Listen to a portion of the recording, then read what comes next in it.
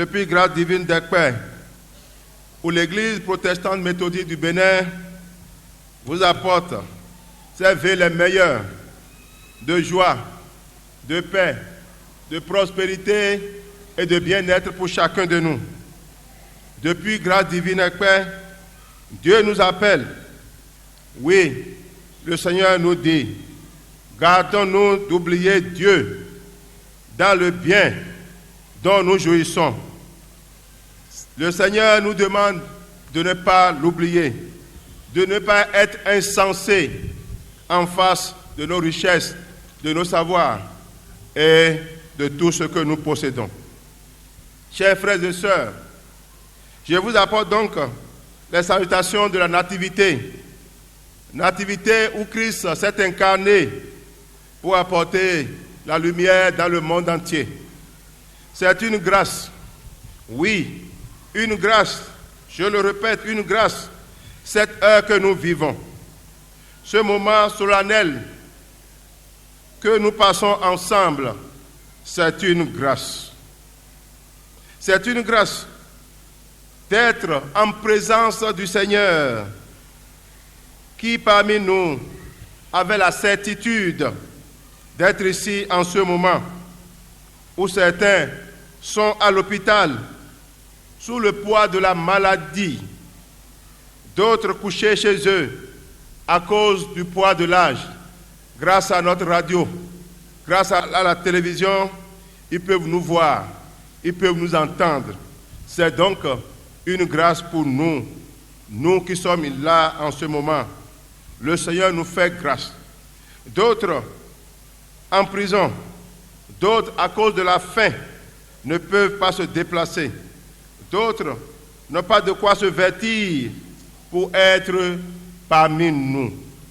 D'autres encore immigrent à la recherche de la paix, de la stabilité, de la sécurité. Le Seigneur nous fait grâce. Notre présence ici en ce moment précis n'est qu'une grâce, une pure grâce que le Seigneur nous a renouvelée. Autant nous sommes heureux d'avoir un an de plus, mieux nous devons veiller, car le nombre d'années sur terre, le nombre d'années que nous devons passer sur terre diminue d'un. Chers frères et sœurs en Christ, nous devons nous abandonner à Dieu, à sa providence et lui être constamment reconnaissants.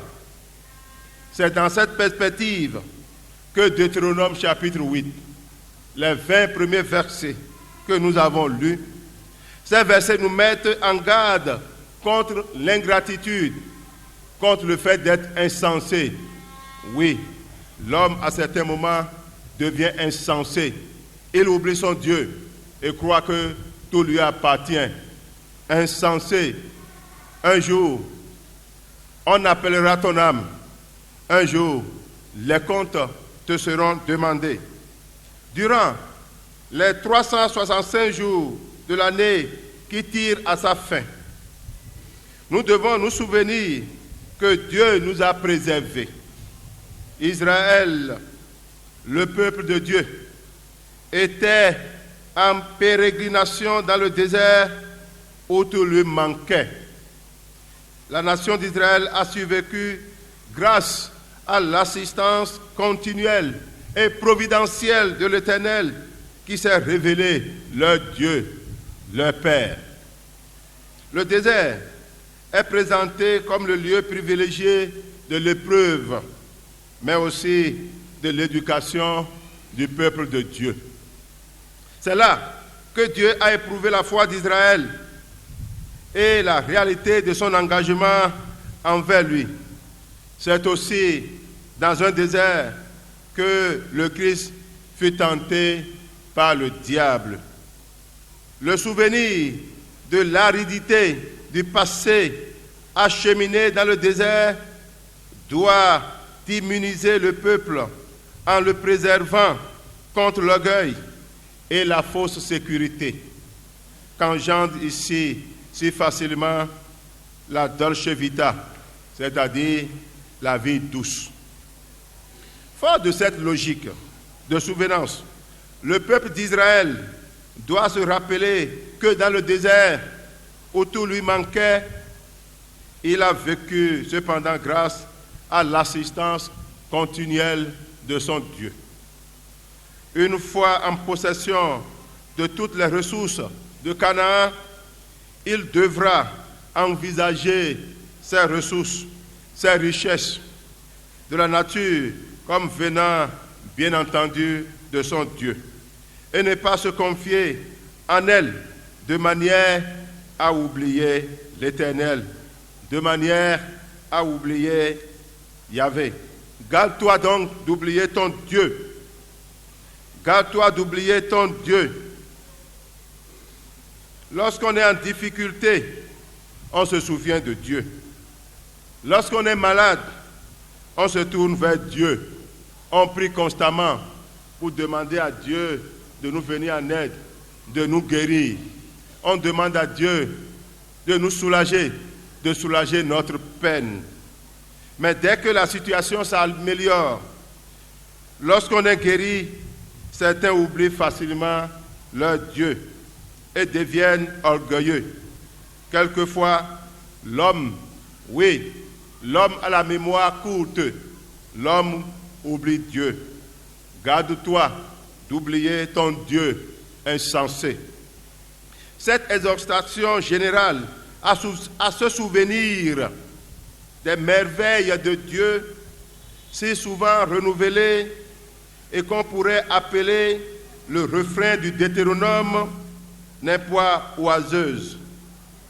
Nous voyons dans ce texte que l'obéissance est une valeur qui doit être soigneusement respectée, préservée, gardée.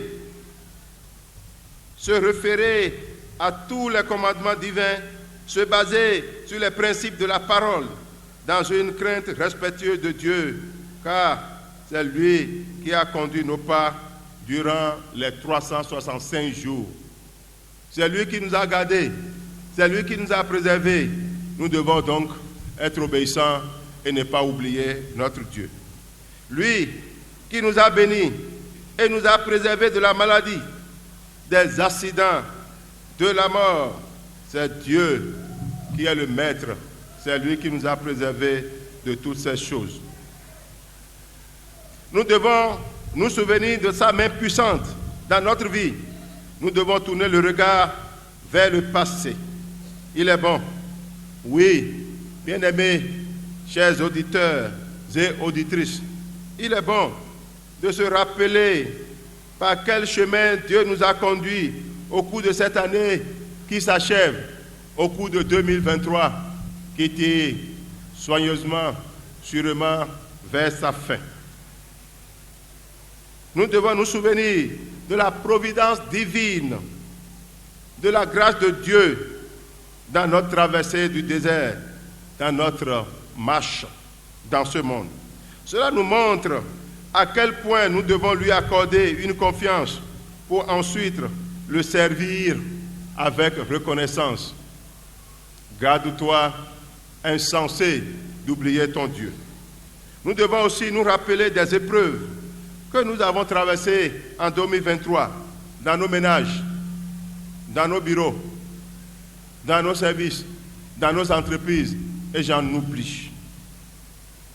Ces épreuves qui sont destinées à briser notre orgueil et notre méchanceté, toutes ces choses doivent révéler aux enfants de Dieu le fond de leur cœur, mais aussi pourquoi ils n'avaient aucun mérite qui puisse motiver le choix de Dieu à leur égard.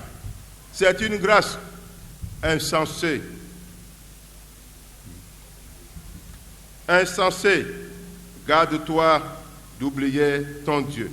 Les chrétiens devaient aussi se rappeler les miracles relatifs à notre protection et aux bonnes bontés divines reçues dans les moments troubles et difficiles de cette année 2023. Moments troubles que chacun de nous a vécu dans sa maison, dans son ménage, dans son service.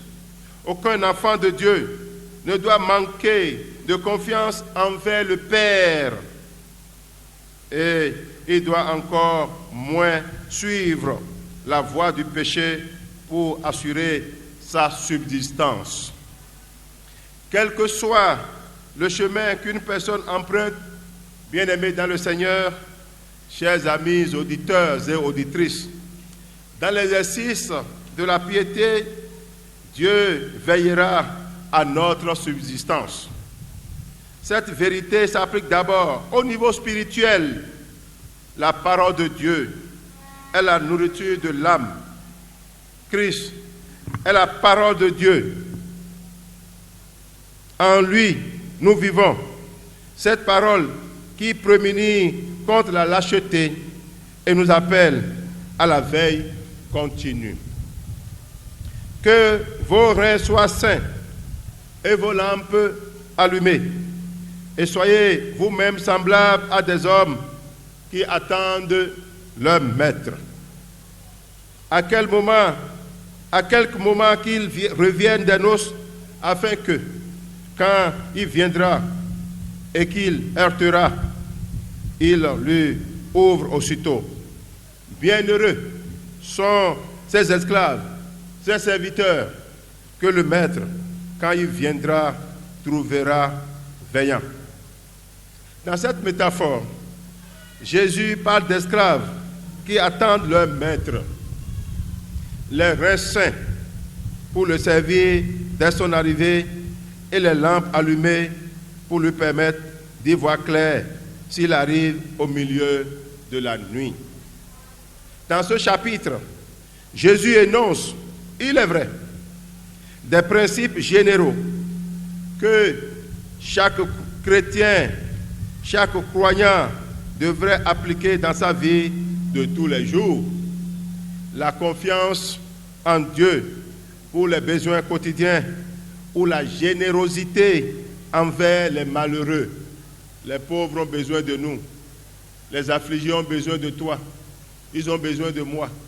Les démunis ont besoin de chacun de nous pour se soigner, pour se soulager.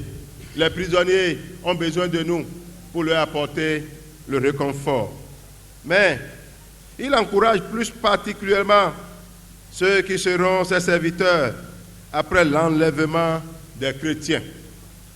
Ils seront chargés d'annoncer que le royaume terrestre du Maître d'Israël, notre Seigneur, notre Sauveur Jésus, s'approche, et ils inviteront les hommes et les femmes à se repentir avant l'arrivée du grand roi. Ces serviteurs de Dieu, souvent en but aux persécutions, seront tentés de baisser les bras et de s'assoupir, d'où l'encouragement qui leur est donné de veiller. Le Seigneur nous demande de veiller constamment, de ne pas oublier notre Créateur, de ne pas oublier notre Dieu. Mais, chères sœurs, chers frères, chers amis auditrices et auditeurs, nous attendons aussi notre Maître qui nous a promis, oui, Jésus a dit, je viens bientôt.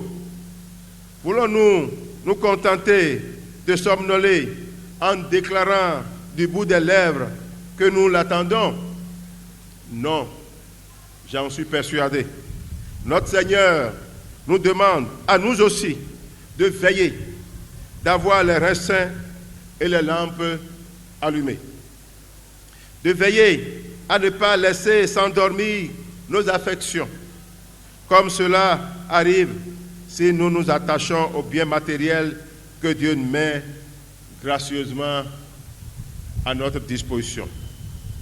Chers frères et sœurs en Christ, chers amis auditrices et auditeurs, l'affection pour les biens matériels de ce monde est insensée. C'est pourquoi on dira que tu es insensé. Le jour vient où Dieu appellera par leur propre nom, lors du jugement, chaque personne trop intéressée par les biens matériels, insensée, on te dira. Combien rencontre-t-on, hélas, de chrétiens attachés à leurs biens matériels qui oublient les bienfaits de Dieu dans leur vie à cause de la richesse?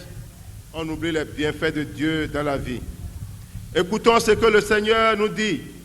Lorsque tu mangeras et que tu seras rassasié, lorsque tu bâtiras et habiteras de belles maisons, lorsque ton gros et menu bétail se multiplieront, que l'argent et l'or se multiplieront pour toi, le Seigneur nous dit, prends garde, de peur que ton cœur ne se lève et que tu n'oublies le Seigneur, ton Dieu. Prends garde de ne pas oublier ton Seigneur, ton Dieu insensé. Et tu te dirais, c'est pas ma force et la vigueur de ma main que j'ai acquis toutes ces richesses. C'est faux. Raisonnement insensé. L'orgueil et l'ingratitude te dominent, car c'est l'Éternel qui te donne la force pour acquérir toutes ces richesses. Plus les hommes possèdent, plus ils sont perplexes quant à l'utilisation de leurs richesses. Ils deviennent tout simplement insensés en gratifiant la chair et satisfaire les appétits matériels au lieu d'avoir la moindre pensée d'exercer le bien, d'exercer la libéralité envers les autres et surtout de contribuer au développement holistique de leur Église avec les moyens que le Seigneur met à leur disposition. La plupart des hommes sont atteints par cette folie pensée. Oui, par cette folie. Ne se soucier et ne poursuivre que tout ce qui avantage le corps pour un temps seulement. Il y en a très avares qui ne veulent même pas donner quelque chose d'important pour la gloire de Dieu. Insensé. Tu as oublié ton Dieu. Garde-toi d'oublier ton Dieu. Dieu nous avertit, car c'est lui qui te donne la force pour acquérir ses richesses, pour disposer désormais de ses moyens. Dans nos rangs, autant il y a ceux qui ne connaissent pas véritablement leur Dieu, qui viennent au culte une fois par an, le 31 décembre, rendez-vous encore l'année prochaine. Ne savent pas donner. Ceux qui oublient les bontés, les bienfaits de Dieu dans leur vie. Autant il y en a encore, oui, il y en a dans l'Église, des hommes et des femmes rompus à la tâche, des hommes et des femmes de bonne volonté, épris de libéralité, qui vivent véritablement la parole de Dieu, prêts à donner des maisons, prêts à donner des terres, de leur richesse en quantité et en qualité suffisante pour la gloire de Dieu. Que le Seigneur les bénisse et qu'il change le cœur des insensés. Amen. Amen. Cette année, nous avons connu plusieurs personnes qui ont donné pour l'avancement de l'œuvre de Dieu. Beaucoup de dons, beaucoup de legs accordés à l'Église. Si nous gardons ces choses pour nous et nos enfants seulement, que réservons-nous à notre Dieu? Nous avons l'obligation missionnaire, l'obligation évangélique de contribuer à l'avancement de l'œuvre de Dieu. En amassant les dons, apprenons à donner pour la gloire de Dieu. En Côte d'Ivoire, j'y étais au mois d'octobre dernier. J'ai vu une famille qui a donné 200 millions pour l'Église. Une famille qui a construit tout un hôtel et a donné à l'Église pour la gloire de Dieu. En faisant preuve de libéralité, nous montrons que nous veillons et que nous sommes reconnaissants à Dieu parce que tout vient de Dieu. Rien ne nous appartient. Le Seigneur avertit ses disciples et nous aussi. Ce que je dis à vous, je le dis à tous et le Seigneur nous dit, veillez. Attendre le Seigneur, c'est marcher, avancer vers un but. Attendre le Seigneur, c'est aussi être prêt à lui ouvrir la porte et à tout abandonner pour la gloire de son nom. Pour cela, celui qui attend tient sa vie bien, en bon ordre, en relation avec le Seigneur. Il n'a d'arriéré ni avec Dieu, ni avec ses frères et sœurs, ni moins encore avec son Église. De plus, il ne s'attache pas aux choses matérielles, mais réserve son affection pour Christ et Christ seulement. Attend le Seigneur, c'est tenir sa lampe allumée. Le chrétien vit au milieu d'une foule de personnes qui quelquefois ne connaissent pas toujours le Seigneur. Sa lampe, oui, sa lampe, c'est le témoignage qu'il leur rend en reflétant Christ, son maître, et en vivant d'une manière digne de Jésus-Christ. Sobrement quant à lui-même, justement quant aux autres, pieusement quant à Dieu, comme le fondateur du méthodisme, John Wesley. Avoir les reins saints, c'est nous consacrer entièrement, avec zèle, au service du Seigneur. Quand un esclave mettait sa ceinture, c'était pour travailler, ou pour marcher, ou pour attendre quelqu'un, afin d'être prêt à courir au-devant de lui. Pour nous aussi, l'attente du Seigneur n'est pas une attente passive. Elle est active à son service. La ceinture permettait aux serviteurs de travailler sans être gênés par les vêtements flottants de l'époque. Quelle perspective pour les croyants fidèles, ceux qui sont fidèles à leur Maître Jésus-Christ. Quand Jésus reviendra, il les fera mettre à table et les servira. Ceux qui l'auront attendu fidèlement en veillant, c'est-à-dire ceux qui sont attachés à la lecture quotidienne de la parole de Dieu. Vous devez lire la parole de Dieu tous les jours. Vous devez vivre cette parole tous les jours. Vous devez évangéliser. Vous devez sortir pour gagner des âmes à Christ. C'est ça notre veille. Vous devez avoir des moments intenses de retrait spirituel, personnel et communautaire, comme John Wesley. Vous devez avoir la crainte de Dieu, insensé. Garde-toi d'oublier ton Dieu. Il nous faut tenir nos lampes allumées, c'est-à-dire veiller. Les lampes allumées nous parlent à la fois de la lumière qui nous permet de veiller en l'attendant et du témoignage que nous devons rendre, tels des luminaires dans le monde, présentant la parole de vie. Oui, garde-toi d'oublier ton Dieu, sinon on t'appellera insensé. Oui, réservons nos affections, notre énergie pour attendre Jésus et nous répète, je viens bientôt. Souviens-toi toujours de Dieu qui te donne tout et ne sois jamais ingrat. Amen. Mi to pena jiwe yawe to jira eme. Na jira he mi mo ebe jira ya jije ton. Jira ko me hun ton. O jira donaton. Kuno to yiro mi to jira eme. Do ayika mi to ni note. Mi ni ma won jiwe o mi to mlo. E mai mo ina yiro mi do nulu no. E do mi ti do gbe si so me. Bo ti to ali hi ko me. Mi ma na ba ite di vi Israel to le. Ye da kwa yiro ku no. Wona ti do zungbo me bo to a ofie samo. Ye da kwa yiro jiwe yawe. Jiwe o segbe eton. Bo gure ye. Bo na mana bo ye mo bodu. To ene godo. Ye won jiwe yawe ye ma so yon jiwe oba. Wona adokun je esi. Wona jijo je esi. Wona etron tu klame. Wona etron kule pome. Ye won jiwe yawe etongo. Nulu no. Ayika to eni note. Ani ma won jiwe o to bro. Bo nyu edo nu remi ti do le po. Jiwe o de ekoko le po toso. Nu remi yin. Jiwe o de ekoko le po so. Jijo o to e. Jiwe o de we toso. Ayaje to e. Jiwe o de we toso. Jomi o to e. Jiwe o de we toso. Nu ri ado le po. Okuru e na ko le po e. De ma yin to e. Okuru e na ko le po e. Ene o tu. Ma won okuru o to e bro. Adora ti do gbe si so me. To we popo nu.